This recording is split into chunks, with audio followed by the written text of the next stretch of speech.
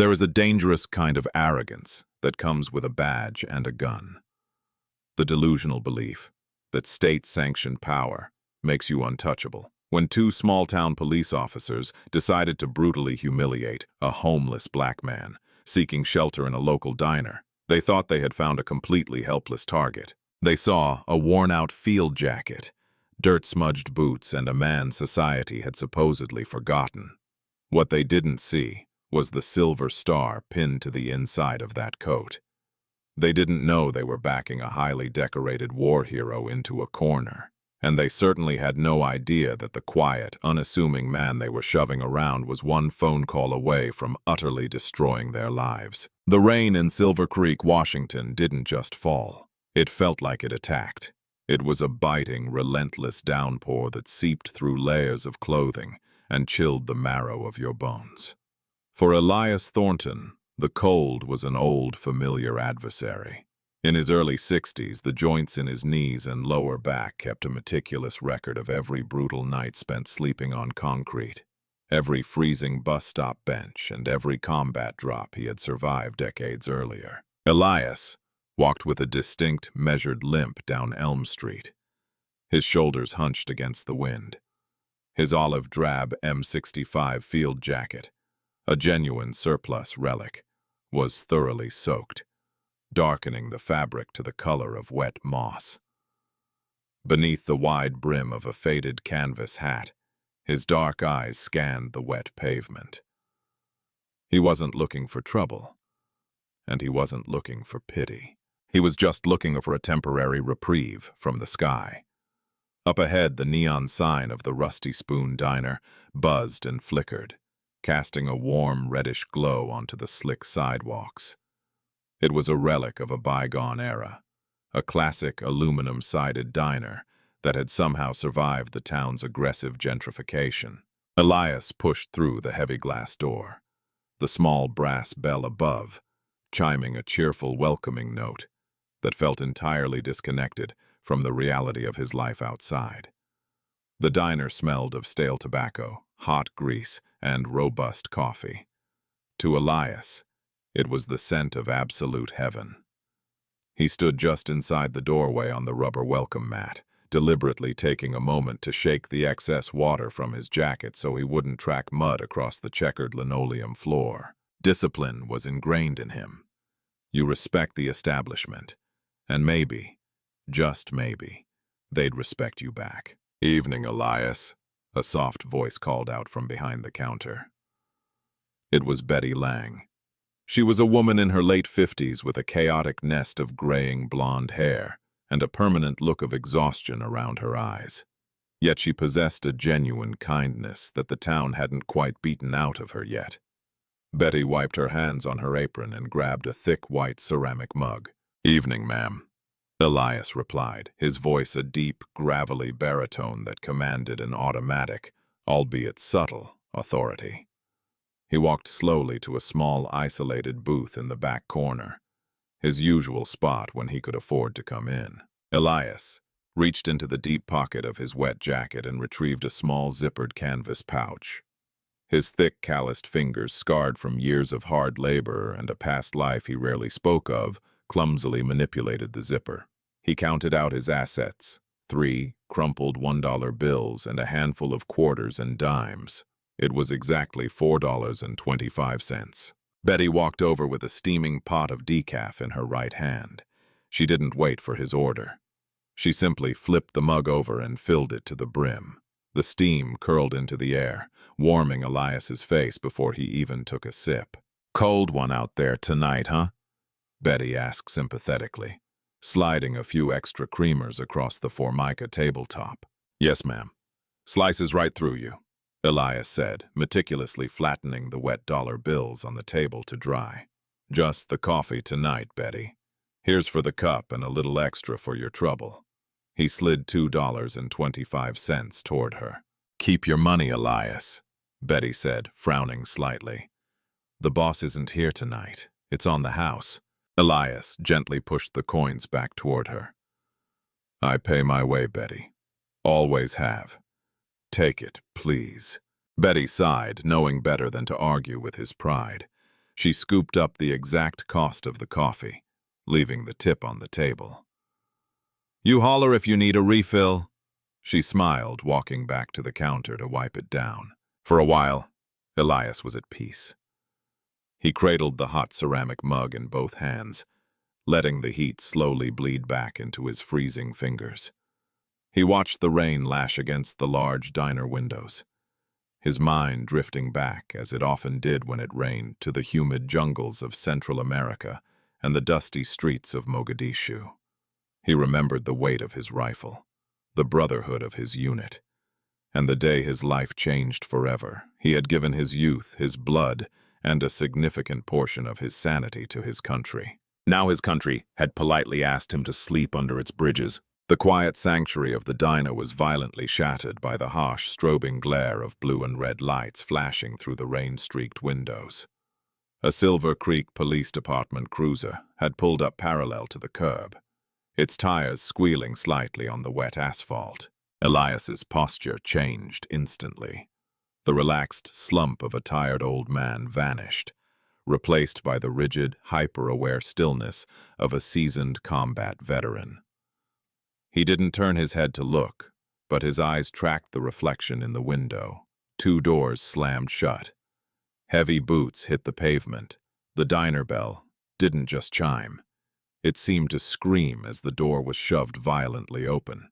A gust of freezing wind rushed in, carrying with it Officers Logan Pierce and Reed Tanner. Pierce was young, built like a linebacker with a tight buzz cut and an aura of aggressive entitlement that practically radiated from his pores. He had been on the force for a relatively short time and spent most of his time trying to prove he was the hardest man in the county. His partner Tanner was older, heavier, and deeply cynical. Tanner was the kind of cop who had stopped caring about the community years ago and now merely saw the public as an ongoing annoyance. The 2 officers stomped their boots on the mat, their eyes immediately scanning the nearly empty diner. Betty stiffened behind the counter. She knew exactly why they were here. The city council had recently passed a strict, albeit legally dubious, anti-vagrancy ordinance, and Pierce had taken it upon himself to become the town's personal pest control officer. Pierce's eyes locked onto the back booth. A cruel, predatory smirk curled the corner of his mouth. He unhooked his heavy Maglite flashlight from his belt, slapping it rhythmically against his palm as he walked down the aisle. "Well, well, well," Pierce announced loudly, his voice booming through the quiet diner. "Look what the rain washed in. Smells like a wet dog in here, doesn't it, Reed?" Tanner chuckled, a wet, phlegmy sound, lingering a few paces behind with his thumbs hooked into his duty belt. "Sure does, Logan. Good thing we stopped in. Could be a health hazard." Elias didn't look up. He kept his eyes fixed on his coffee mug, taking a slow, deliberate sip. He had dealt with men like Pierce before, bullies who hid their cowardice behind uniforms and regulations. Pierce stopped right at the edge of Elias's booth, leaning his imposing frame over the table, deliberately invading Elias's personal space. The smell of cheap cologne and damp wool filled the air. "Hey, Pops, you deaf?" Pierce snapped. "I'm talking to you." Elias slowly lowered his mug. He looked up, his expression completely blank, betraying zero emotion. "I hear you, officer. Is there a problem?" "Yeah, there's a problem," Pierce sneered, tapping the heavy flashlight on the edge of the table. "This establishment is for paying customers, not a homeless shelter. We got a new ordinance in town, in case your fried brain missed it. No loitering." "I'm a paying customer," Elias stated calmly. He pointed a steady finger at the small paper receipt Betty had left next to his change. Pierce snatched the receipt up, looking at it with exaggerated disgust. $1.50.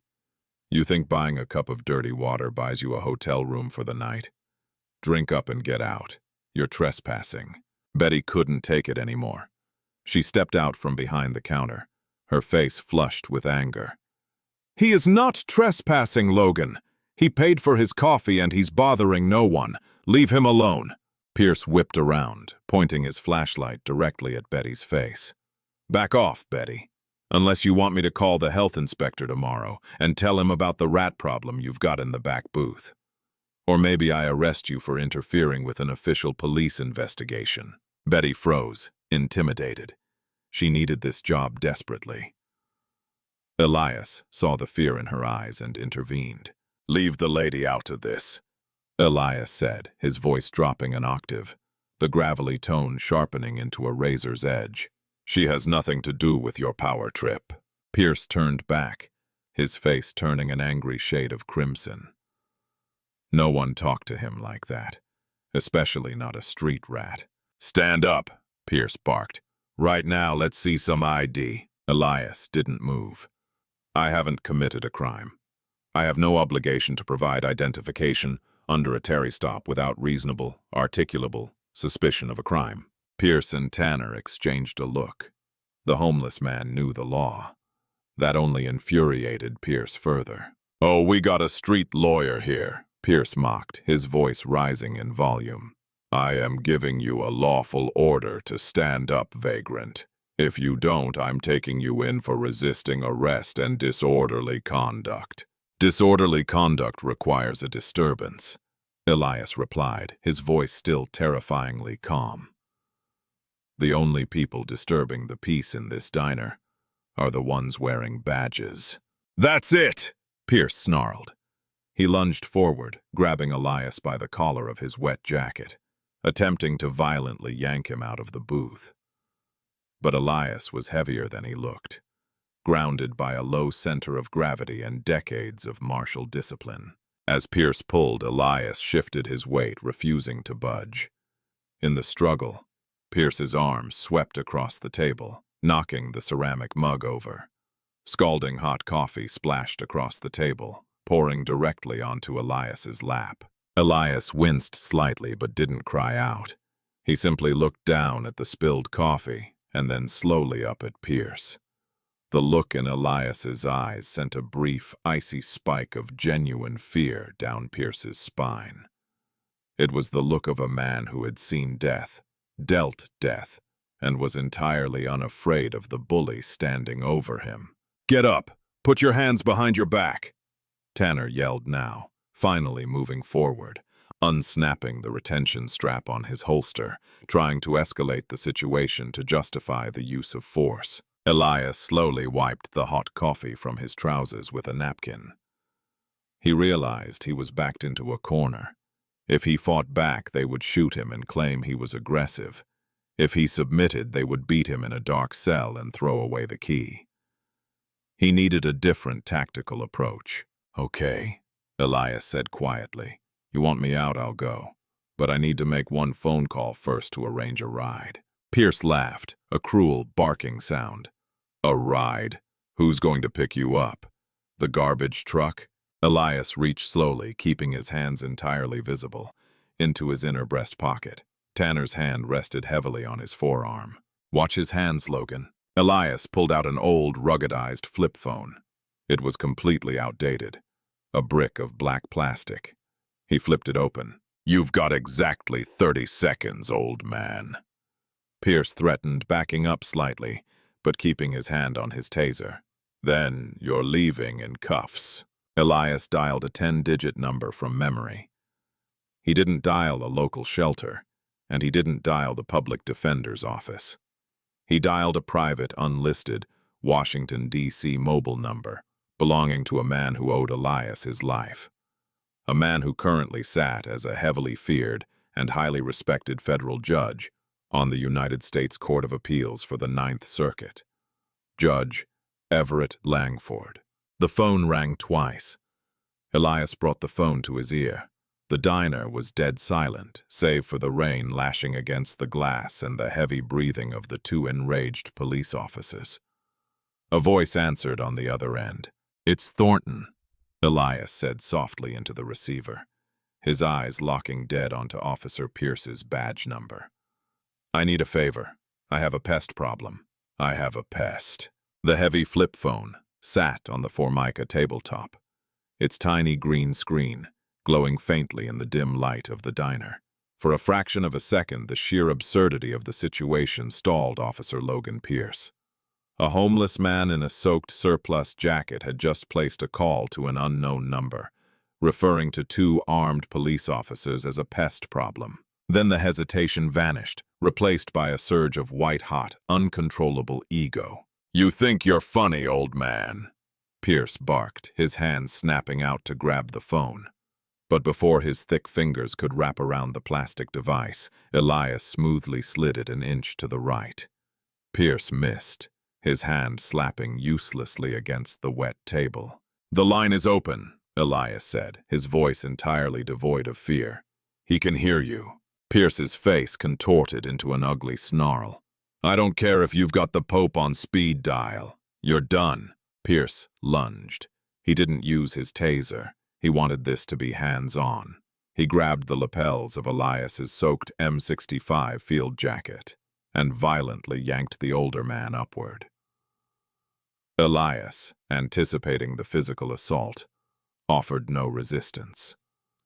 He allowed himself to be pulled from the booth, completely limp, a tactic designed to neutralize the momentum of an attacker.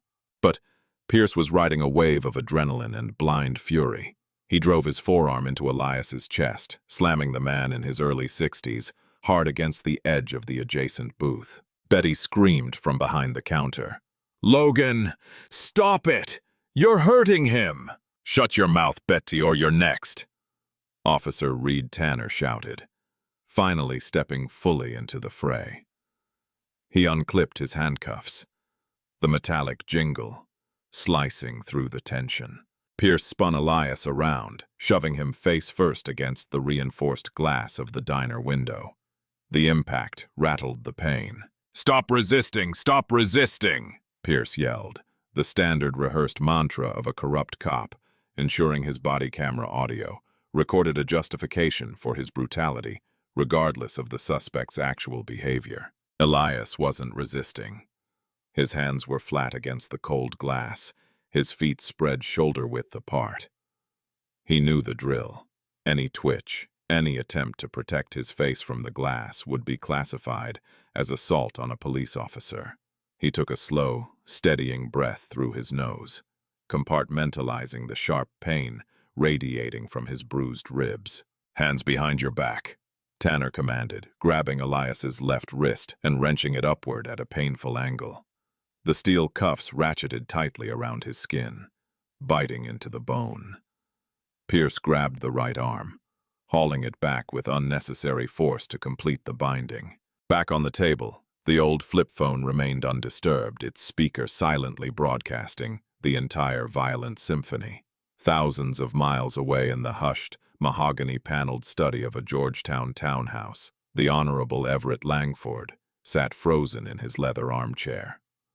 The federal judge for the Ninth Circuit Court of Appeals had been awake late at night, meticulously reviewing appellate briefs when his private unlisted cell phone rang. Only 3 people in the world had that number: his wife, his daughter, and Staff Sergeant Elias Thornton. Decades earlier, in the sweltering, bullet-riddled streets of Panama City during Operation Just Cause, a young Lieutenant Langford had been pinned down behind a burning Humvee, his radio destroyed, and a piece of shrapnel embedded in his thigh. It was Elias Thornton who had laid down suppressing fire, sprinted across an open intersection, thrown the bleeding lieutenant over his shoulder, and carried him 3 blocks to an evacuation zone, while taking a graze to his own shoulder. Langford owed his life, his career, and his family to the quiet, stoic man on the other end of the line. Through the earpiece, Judge Langford didn't just hear noise. He heard the distinct, undeniable acoustics of an unlawful assault. He heard the crash of the body against the table. He heard the waitress cry out. He heard the sickening thud of Thornton being shoved against the glass and the cowardly, performative shouts of, "Stop resisting!" Langford's jaw tightened until his teeth ached. He didn't yell. He didn't panic. Men with true power rarely do. Instead, a cold, terrifying calm settled over him.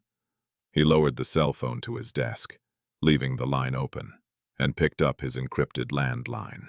"They're taking him out," Langford heard the second officer say through the cell phone speaker.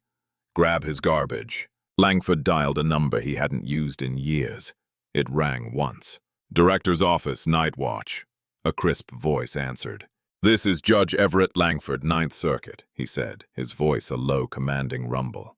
"Connect me to Special Agent in Charge, David Corcoran, at the Seattle field office. I don't care what time it is there. Wake him up. I have an active deprivation of civil rights occurring under color of law in Silver Creek, Washington, and I want federal boots on the ground before sunrise." Back in the Rusty Spoon diner, Pierce snatched Elias's flip phone off the table. He looked at the screen, saw the call timer still ticking, and let out a derisive snort. He pressed the end call button, severing the connection, and shoved the phone into his own pocket as evidence. "Let's go, hero," Pierce spat, grabbing the chain of the handcuffs and roughly marching Elias toward the door. Elias walked in silence, his head held high despite the humiliating circumstances. The cold rain hit him instantly as they stepped out of the diner, the freezing wind cutting through his already soaked clothing. Pierce opened the back door of the cruiser and shoved Elias inside. The plastic back seat was hard and uncomfortable, smelling faintly of vomit and strong disinfectant. Tanner slid into the driver's seat, wiping rain from his face, while Pierce climbed into the passenger side. A triumphant, adrenaline-fueled grin plastered across his face. "Central, this is Unit 4, Tanner keyed his radio. "We are Code 4 at the Rusty Spoon, transporting one adult male to county holding. Charges are trespassing, resisting arrest, and assaulting a police officer." Elias sat in the dock, his hands going numb behind his back. He looked out the rain-streaked window as the cruiser pulled away from the curb, leaving Betty standing in the diner's doorway, her hands covering her mouth in shock. The officers thought they were taking out the trash. They had no idea they were driving straight into a hurricane. The Silver Creek Police Department was a squat, brutalist concrete building constructed in the late 1980s, designed with the sole purpose of looking intimidating. Inside, the fluorescent lights buzzed with a headache-inducing frequency, casting a sickly yellow pallor over the scuffed linoleum floors and the bulletproof glass of the intake desk. Desk Sergeant Frank Ellison, a veteran coasting comfortably toward his pension, barely looked up from his crossword puzzle as Pierce and Tanner hauled Elias through the heavy steel double doors of the Sallyport. "Look what we dragged out of the gutter, Sarge," Pierce announced, his chest puffed out, clearly proud of his catch. Ellison sighed, capping his pen. "Another vagrancy caller, Logan. The chief told you to stop filling up my cells with these guys unless they're actually breaking things. The county complains about the food budget." "He was breaking things," Pierce lied effortlessly, violently shoving Elias toward the booking counter. Elias stumbled but caught his balance, refusing to fall. "Refused a lawful order, assaulted me, and resisted arrest. Plus trespassing at the Rusty Spoon." Ellison raised an eyebrow, looking Elias up and down. He saw the soaked field jacket, the muddy boots, and the stoic, unreadable expression on the older man's face. Ellison had been on the job a long time. He knew what a violent drunk or a desperate junkie looked like. The man standing before him looked like neither. He stood at attention, perfectly balanced, his breathing slow and measured. "All right, empty your pockets," Ellison instructed routinely. "Pierce, take the cuffs off so he can process." Pierce scoffed but complied, unlocking the steel bracelets. Elias brought his arms forward, slowly rubbing the deep red indentations on his wrists. He didn't massage them with self-pity. He merely assessed the tissue damage with clinical detachment. "Jacket off, too," Pierce ordered, stepping close to Elias's personal space. Elias slowly unzipped the heavy-soaked M65 jacket. It was the only thing standing between him and hypothermia, but he slipped it off his shoulders and laid it gently on the metal counter. Inside the right breast pocket of that jacket, carefully wrapped in a waterproof plastic sleeve, was his DD-214 discharge paperwork and a small velvet box containing the silver star he had never worn in public. Pierce grabbed the jacket roughly, indifferent to the weight or the history woven into the fabric. He began aggressively patting down the pockets, pulling out a few damp dollar bills, a half-empty pack of stale gum, and the old flip phone he had confiscated at the diner. He tossed the items carelessly into a plastic gray bin. "Name?" Sergeant Ellison asked, poising his pen over the booking log. "Elias Thornton," he replied, his voice calm, echoing slightly in the sterile room. "Address?" "Currently unhoused," Elias stated factually. Pierce snickered. "He means he sleeps in the dirt like a stray." Ellison shot Pierce a tired look. "Shut up, Logan. Let me do my job." He turned back to Elias. "Take off your belt and your shoelaces, Mr. Thornton. You know the drill." Elias complied in silence. Within minutes he was marched down a stark, bleach-smelling hallway and locked inside holding cell 3. The cell was nothing more than a concrete box with a stainless steel toilet and a metal bench bolted to the wall. It was freezing. Without his jacket, Elias was left in a damp flannel shirt, shivering involuntarily as the precinct's aggressive air conditioning blew directly on him. He sat on the edge of the metal bench, rested his elbows on his knees, and closed his eyes, waiting. Back at the front desk, Pierce was leaning against the counter, bragging to Tanner about how he had handled the situation, completely oblivious to the silent alarm bells that were already ringing in the highest echelons of state and federal law enforcement. In the early morning hours, the heavy glass doors of the precinct didn't just open. They were practically thrown off their hinges. Chief Marcus Quill stormed into the lobby. He was a man who usually projected an air of manicured small-town authority. But tonight he looked like he had seen a ghost. He was wearing suit trousers and a raincoat thrown hastily over a wrinkled pajama shirt. His face was ash white, and he was sweating profusely despite the freezing rain outside. Sergeant Ellison stood up immediately. "Chief, what are you doing here at this hour?" Chief Quill didn't answer Ellison. His panicked eyes darted around the intake room, locking onto Pierce and Tanner, who were standing by the coffee machine. "Pierce," Quill said, his voice trembling, barely a whisper that carried across the room. "Tell me you didn't." Pierce frowned, confused by the chief's erratic behavior. "Didn't what, Chief? We just had a busy night. Pulled a violent vagrant out of the Rusty Spoon. Guy was a menace." Quill crossed the room in 3 long strides, his face turning from white to a terrifying apoplectic purple. He grabbed Pierce by the collar of his uniform shirt, slamming the younger officer backward into the metal filing cabinets with a deafening crash. "A vagrant!" Quill screamed, spittle flying from his lips. "A vagrant! Do you have any idea who just called my private home phone, Pierce?" Pierce stammered, his bravado instantly evaporating.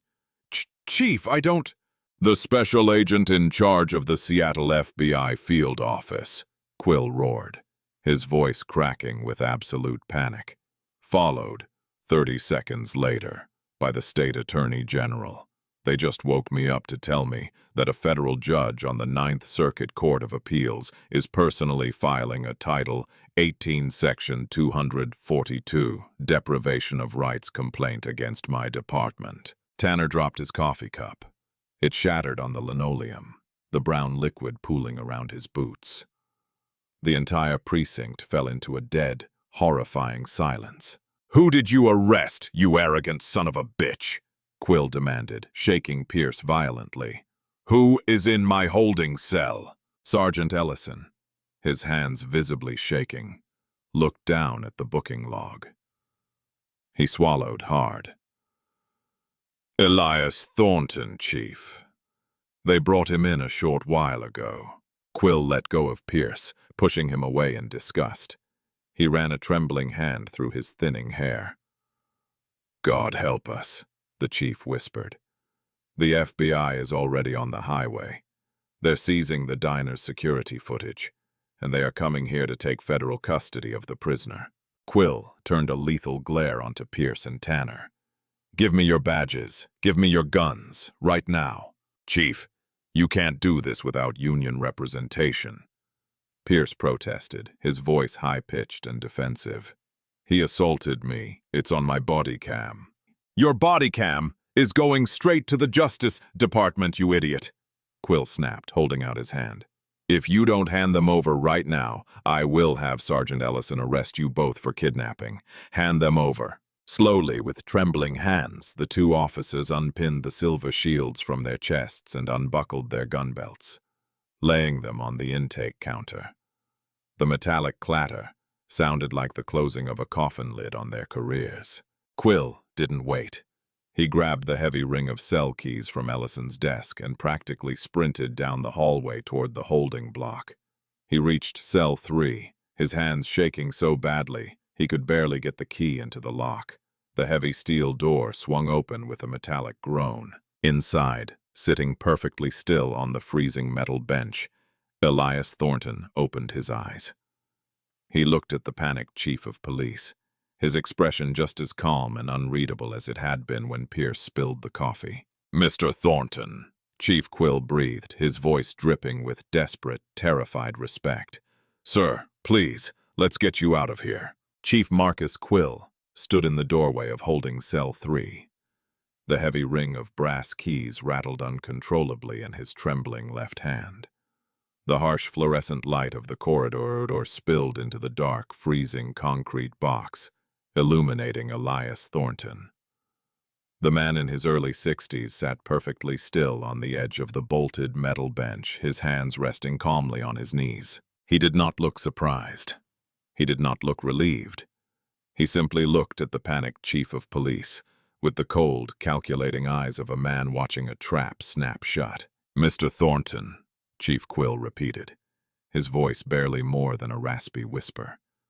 He took a hesitant step into the cell, holding his hands up in a placating, desperate gesture. Sir, there has been a colossal misunderstanding. The officers involved have been suspended pending an immediate, comprehensive internal review. The charges against you are completely dropped. You are entirely free to go. Please let me personally drive you anywhere you need to be. Elias did not move a muscle. He remained seated, his breathing slow and rhythmic, entirely unaffected by the freezing air blowing from the overhead vent. I'm not going anywhere, Chief Quill, Elias said, his voice a deep, resonant rumble that echoed off the concrete walls. I was brought into this facility under color of law, charged with resisting arrest and assaulting a police officer. Those are serious felonies. Standard operating procedure dictates a mandatory holding period until arraignment or the posting of bail. I wouldn't want to break protocol. Quill's face contorted into an expression of sheer agony. A bead of cold sweat tracked down his temple. Mr. Thornton, please. I am officially voiding the arrest. The paperwork hasn't even been submitted to the county prosecutor yet. You are legally a free man. If you stay in this cell, it looks like, well, it looks like false imprisonment. It doesn't look like false imprisonment, Chief, Elias corrected quietly. It is false imprisonment, and assault and battery, and a clear violation of Title 18 U.S. Code, Section 242, deprivation of rights under color of law. I am staying exactly where I am until the chain of custody is officially broken by a federal authority. Quill swallowed hard, realizing the profound depth of the disaster his men had dragged him into. This man wasn't just a tough old street survivor. He understood the law with terrifying precision. Before Quill could formulate another desperate plea, the heavy reinforced steel doors of the precinct Sally Port were violently thrust open. The sound of heavy synchronized footsteps flooded the intake room. It wasn't the slow, lazy shuffle of night-shift local cops. It was the sharp, aggressive cadence of a highly trained tactical unit, moving with absolute, undeniable purpose. Quill spun around, leaving the cell door open, and practically sprinted back down the hallway toward the front desk. The lobby of the Silver Creek Police Department had been entirely taken over. 6 men and 2 women, all wearing dark windbreakers with the bright, unmistakable gold lettering of the FBI across their backs, were already securing the premises. Uniformed Washington state troopers stood by the exterior doors, effectively locking down the entire building.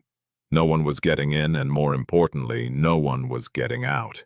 Standing at the center of the intake room was Special Agent in Charge, David Corcoran.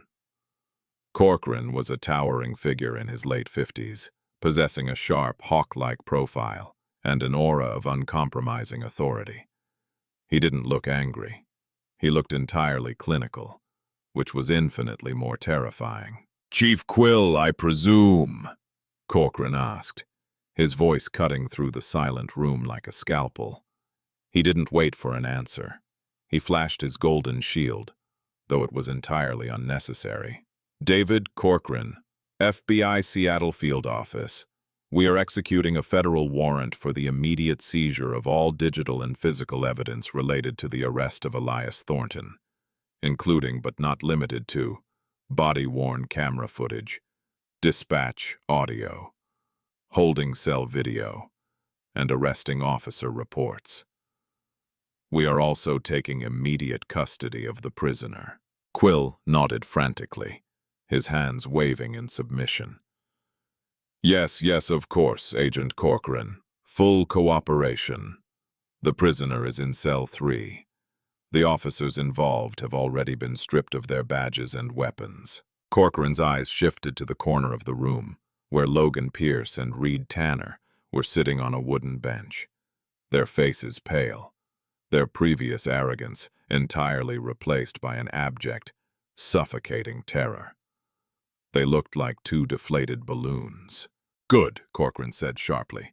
"Keep them exactly where they are. Do not let them speak to each other. Do not let them touch their personal cell phones. Agents Miller and Hayes, secure the server room. I want full mirror drives of the entire precinct's digital footprint for the last 48 hours. Agent Vance, bag the officers' duty belts and uniforms. We need them for potential forensic analysis." Corcoran turned back to Quill. "Take me to him." Quill led Corcoran down the stock hallway. When they reached cell 3, Corcoran stepped inside, instantly feeling the biting cold of the air conditioning. He looked down at Elias, his expression softening just a fraction. He had read the preliminary file faxed over from Washington, D.C. He knew exactly who was sitting on that metal bench. "Staff Sergeant Thornton?" Corcoran asked respectfully. "Just Elias now, Agent Corcoran." Elias replied, finally standing up. His joints popped audibly in the cold, but his posture was flawless. "Judge Langford sends his deepest regards, sir," Corcoran said, offering his hand. "And his apologies that it took us a while to get here. The roads are a mess.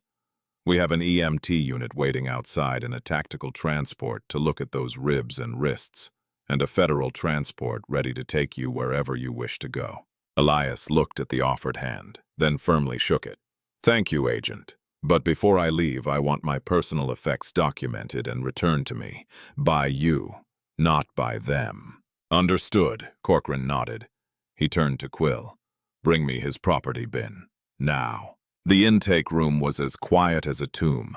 Federal agents moved with practiced, silent efficiency, pulling hard drives, bagging evidence, and interviewing the terrified desk sergeant, Frank Ellison.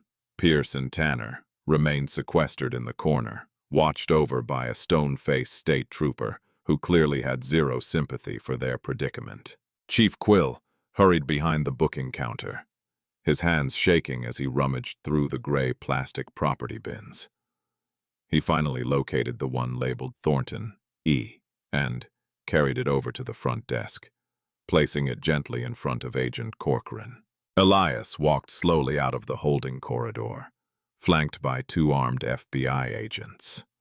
He stepped into the warm intake room, his eyes immediately locking onto Pierce. Pierce flinched physically, shrinking back against the wall, unable to meet the veteran's gaze. The bully had finally met someone he couldn't intimidate, and the realization was crushing him. Corcoran began to inventory the plastic bin.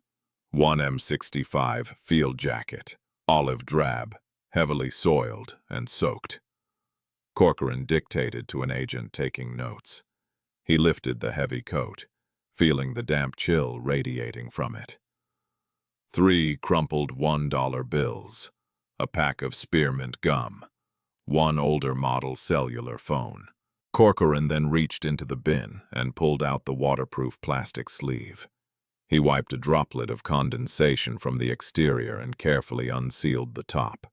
He slid the contents onto the metal intake counter. First came the DD-214.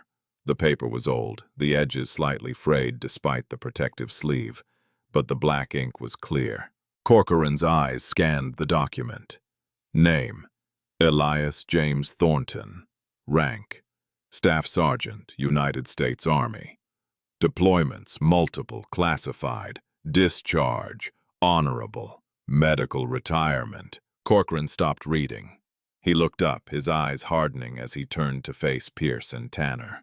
"Tell me, Officer Pierce," Corcoran said, his voice dropping to a dangerous, deadly quiet. "When you illegally detained this man, when you shoved him against a plate glass window and wrenched his arms behind his back, did you bother to ask him about his service?" Pierce stammered, his eyes wide and panicked. "I didn't know, Agent.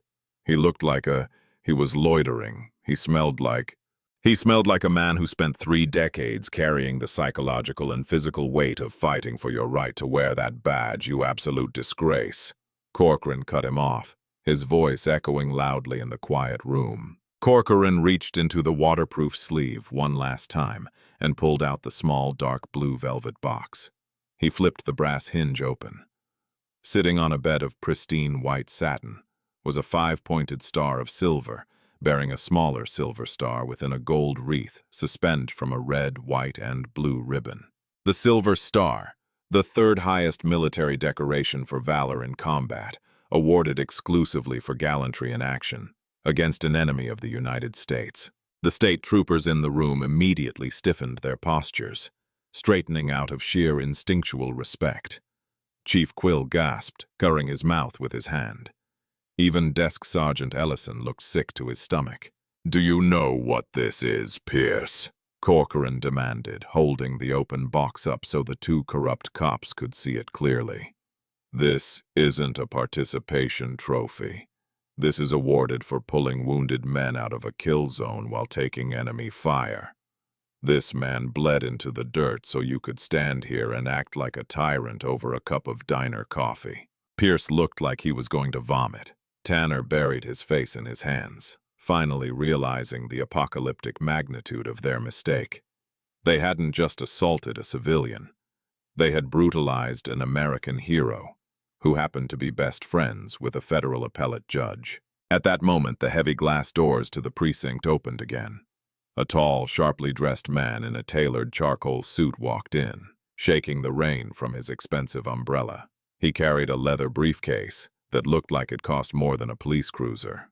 This was Theodore Vance, one of the most ruthless and high-priced civil rights litigators on the West Coast, retained an hour earlier by Judge Langford. Vance didn't even look at the police officers. He walked directly up to Elias, extending his hand.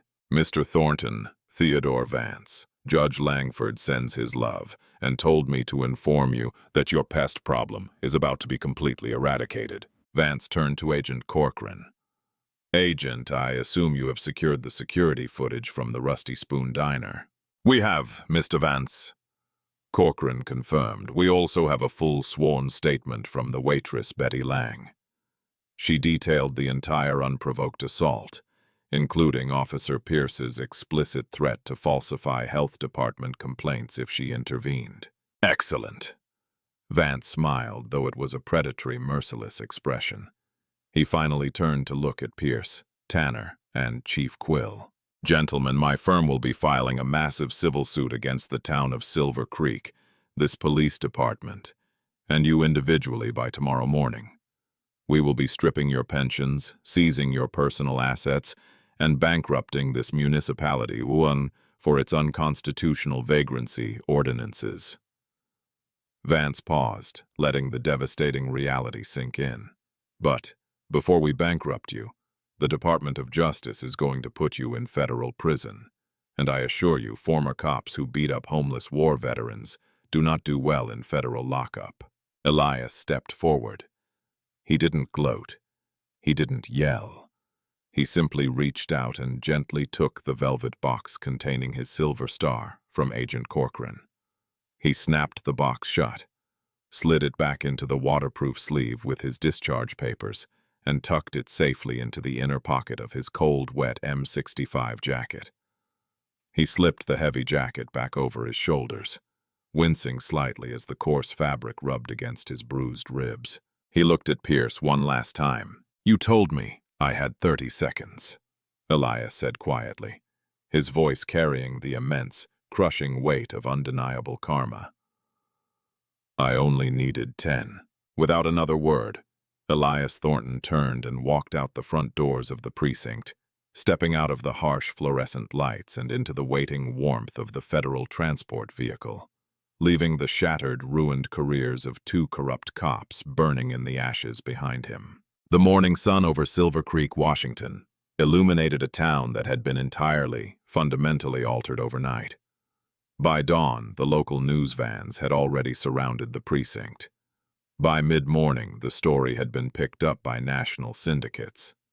The dashcam footage, the diner's security video, and the audio recording from Elias's flip phone, which Judge Langford had legally submitted into evidence, were playing on a continuous loop across major news networks. The public outcry was instantaneous and absolutely deafening. The hammer of federal justice did not swing slowly. It dropped with the catastrophic force of a meteor. U.S. Attorney Evelyn Carmichael, a woman renowned for her zero-tolerance policy on police corruption, personally took over the prosecution.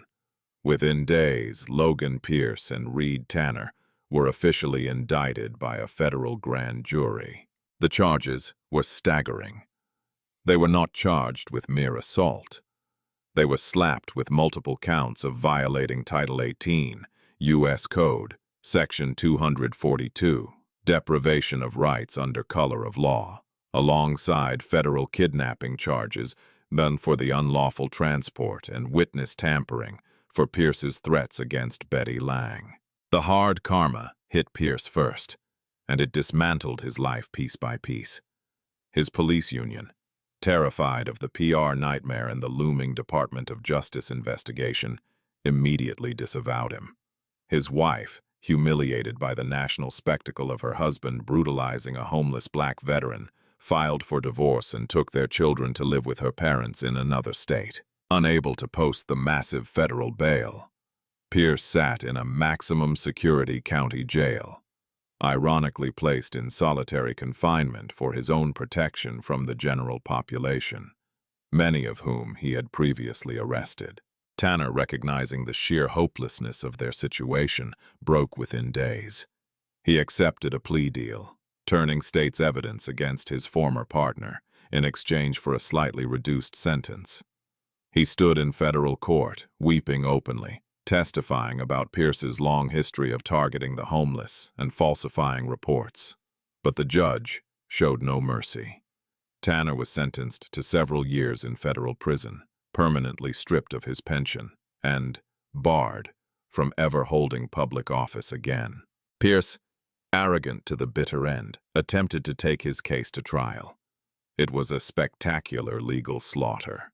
Theodore Vance, representing Elias in the civil arena, worked in tandem with the U.S. Attorney's Office to dismantle every lie Pierce told. The jury deliberated for less than 2 hours. Logan Pierce was found guilty on all counts and sentenced to more than a decade in a federal penitentiary. The bully had finally been caged. The fallout extended far beyond the 2 officers. The Department of Justice Civil Rights Division launched a sweeping, top-to-bottom investigation into the Silver Creek Police Department. They uncovered a systemic pattern of abuse, falsified warrants, and constitutional violations. Chief Marcus Quill was forced to resign in absolute disgrace, losing a significant portion of his retirement benefits. The town's mayor, who had heavily pushed the unconstitutional anti-vagrancy ordinance, was recalled in a special election by a furious constituency. The police department was, subsequently, placed under a strict federal consent decree, overseen by an independent monitor. Then came the civil suit. Theodore Vance made good on his promise. He filed a monstrous lawsuit against the municipality. The town, facing guaranteed bankruptcy if the case went before a jury, settled out of court for a staggering sum. Elias Thornton did not care about the money. He had survived jungles, deserts, and the freezing rain of Elm Street. Wealth meant nothing to a man who only valued peace. But he understood the power the money provided. His first act as a multimillionaire was a quiet one. He purchased the building that housed the Rusty Spoon Diner. He didn't evict the current owner. Instead, he signed the deed directly over to Betty Lang. He established an irrevocable trust to cover all her property taxes and maintenance for decades to come. Betty, who had risked her own livelihood to defend him when he had nothing, never had to worry about money or a cruel boss ever again. The diner flourished, with a small framed replica of a silver star hanging proudly behind the register. As for Elias, he finally left the concrete streets behind. He purchased a secluded, heavily wooded cabin property in the Cascade Mountains. It was quiet, peaceful, and far away from the flashing lights of sirens. Months later, a black government SUV slowly crunched up the long gravel driveway of Elias's new property. Judge Everett Langford stepped out, dressed in casual weekend clothes rather than his judicial robes. He found Elias sitting on a wide wooden porch overlooking a serene, glassy lake, drinking coffee from a heavy ceramic mug. Langford walked up the steps and sat in the rocking chair next to his old friend. He didn't say a word at first. He just listened to the wind rustling through the pine trees. "Pest problem sorted?" Langford finally asked, a faint smile playing on his lips. Elias took a slow sip of his coffee, feeling the warm, comforting heat spread through his chest. He looked out at the tranquil water. His posture relaxed for the first time in years. "Yes, sir," Elias replied softly, loud and clear. What an incredibly satisfying conclusion to a story of absolute karma. Watching arrogant, corrupt bullies like Pierce and Tanner go from terrorizing the vulnerable to sitting in federal prison is the ultimate reality check. They thought they held all the power, but they completely underestimated the unbreakable bond of brotherhood between a decorated war hero and the powerful men whose lives he saved. It just goes to show that you never truly know who you are dealing with. And the universe has a very strict way of balancing the scales. If you loved seeing these corrupt cops face the crushing weight of federal justice, and you want more gripping real-life drama stories where the bad guys get exactly what they deserve, please hit that like button. Don't forget to share this video with your friends and subscribe to the channel so you never miss out on our next thrilling story.